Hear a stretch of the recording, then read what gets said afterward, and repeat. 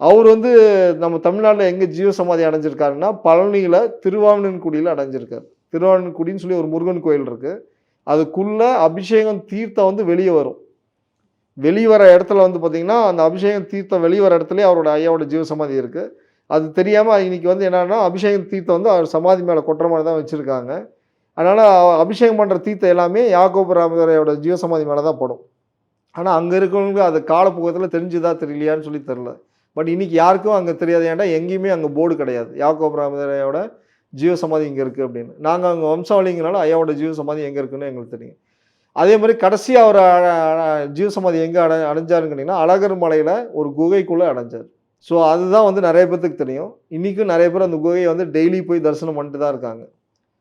இன்னும் சொல்லணும்னா, சில நாகங்கள் வந்து அந்த குகைய வந்து காவல் காத்துட்டே இருக்கு இன்னைக்கும். சில நாகங்களை நெறைய பேர் நாகங்கள் பார்த்துருக்காங்க. ராஜநாகம், நாகப்பாம்பு எல்லாமே வந்து அவருடைய லிங்கத்த சுத்தி காவல் காத்துட்டே நின்னுட்டுருக்கும். அவரோட ஜீவசமாதிக்கு பாதுகாப்பா நின்னுட்டே இருக்கும். எப்பயுமே நின்னுட்டுருக்கும். அத நீங்க போம்போது கூட நீங்க வந்து பார்க்கலாம்.